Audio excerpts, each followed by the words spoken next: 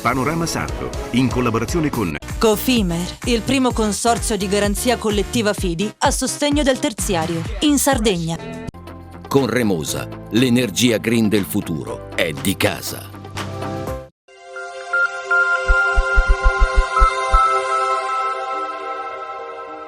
Ogni scelta rivela chi siamo e che futuro vogliamo. Fratelli Cellino. La qualità è emozione. CNA, l'Associazione degli Artigiani e delle Imprese Italiane. Grafiche Ghiani, l'esperienza di una vita, l'innovazione più avanzata. SE Trand, settore ecologia, dal 1979 al servizio dell'ambiente in Sardegna.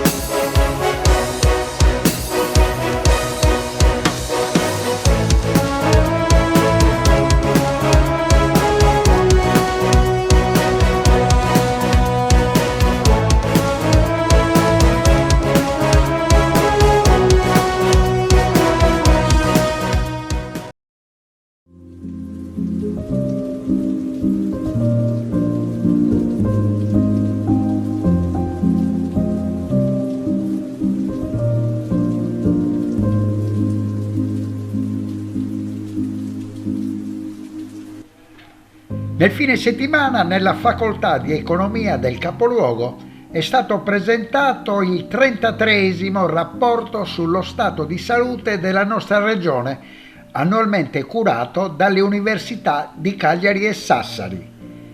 Guida la classifica in termini di positività il settore turistico. La maglia nera si conferma alla sanità, ma il dato più preoccupante riguarda il futuro, perché il quadro demografico si conferma una delle principali fragilità strutturali dell'isola.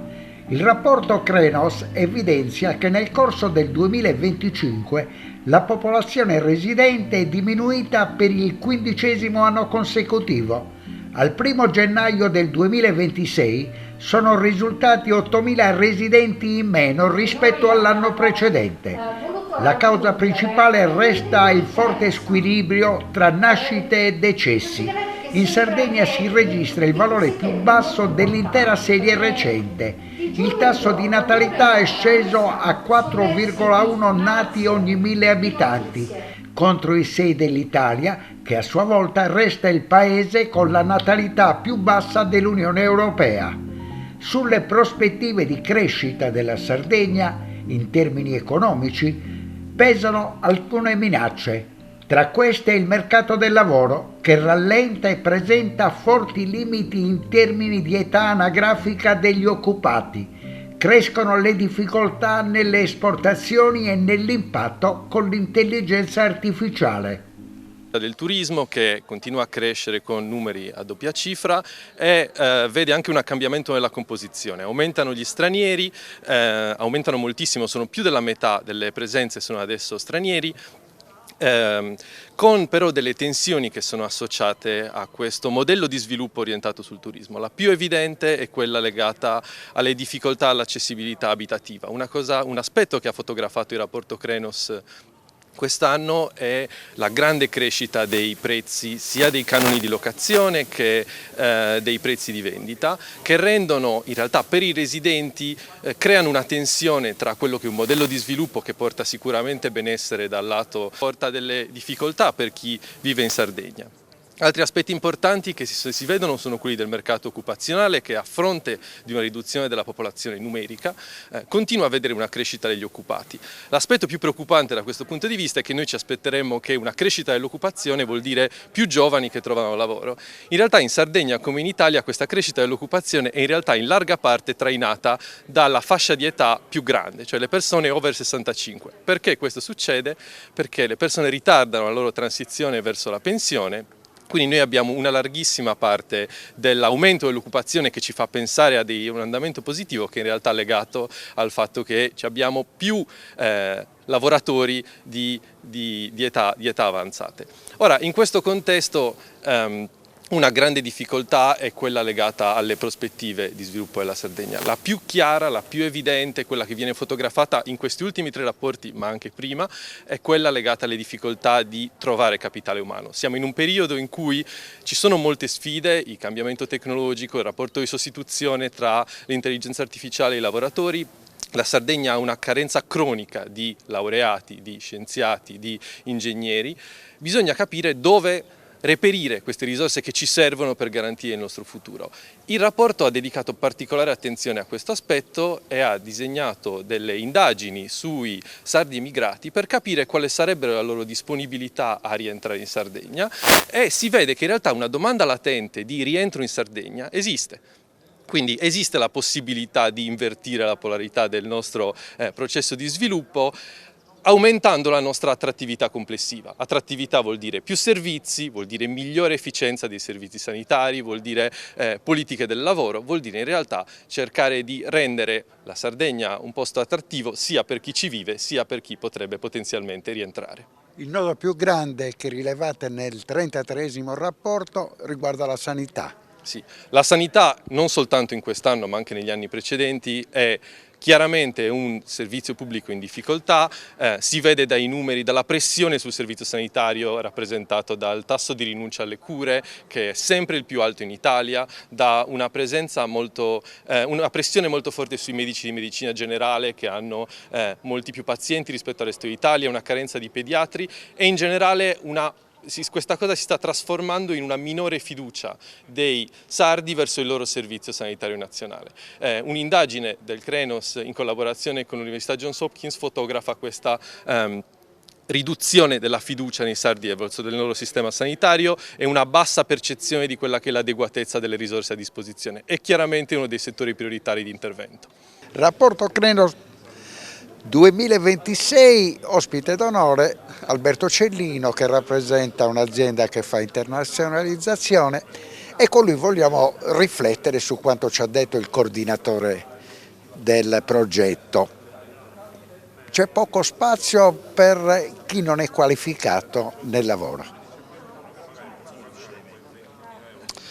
No, c'è lo spazio per tutti. Oggi, in un anno in cui abbiamo gli ultimi dati Istat di ieri che parlano di una disoccupazione in Italia al 5,1%, quindi la disoccupazione più bassa che l'Italia ha avuto penso da 40 o 50 anni a questa parte, e rispetto anche al resto d'Europa, a parte qualche piccolo paese, siamo il paese diciamo così più virtuoso sotto questo punto di vista.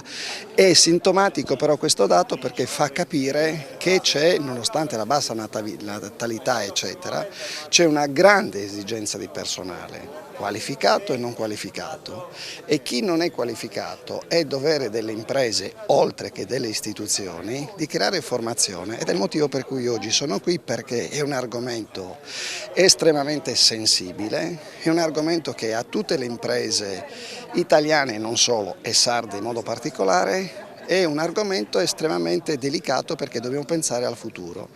Il ricambio generazionale non solo delle famiglie imprenditoriali, ma il ricambio generazionale è fondamentale anche per la riqualificazione e la generazione di chi deve sostituire il management, perché oggi è un grande problema sotto tutti i punti di vista. Non si trovano qualificati per quel settore? Oggi, caro Valerio, non si trovano qualificati per ogni settore. Tu vuoi cercare oggi un saldatore? Non c'è. Vuoi trovare un perito elettronico? Non c'è. Vuoi trovare un perito elettrico? Non c'è. Vuoi trovare un meccanico? Non c'è. Vuoi trovare un idraulico? Non c'è. Vuoi trovare un saldatore, come ho detto prima? Non ci sono queste figure. Quindi noi dobbiamo assolutamente investire, e se i nostri cittadini italiani, nonché regionali sardi, non hanno la volontà o il piacere di fare questo, fra virgolette, umile lavoro, voglio dire un particolare: questi umili lavori, fra virgolette, sono lavori che sono molto più retribuiti di un normale impiegato. Cioè stiamo parlando di persone che vanno a portare a casa non meno di 2.000 euro netti al mese, più tredicesima, più quattordicesima. Ecco perché quindi noi dobbiamo investire sull'intracomunitari e sono qui proprio perché voglio capire bene come la Regione, la Sardegna si sta muovendo, perché diversamente io come gruppo Cellino devo assolutamente organizzarmi, e già mi sono organizzato e mi sto finendo di organizzare, per generare e formare quelle risorse perché diano continuità alle nostre imprese per i prossimi, se Dio vuole, 50 anni. Ho 2 figli giovani, uno di 27 e uno di 30 anni, ai quali io sto passando il testimone, ma devo passare il testimone di aziende che però abbiano a sua volta un ricambio generazionale di tutte quelle figure portanti e determinanti per l'andamento positivo delle nostre aziende. Un'ultimissima cosa, Cellino, parliamo di dazi. Questi 4 mesi cosa vi hanno raccontato?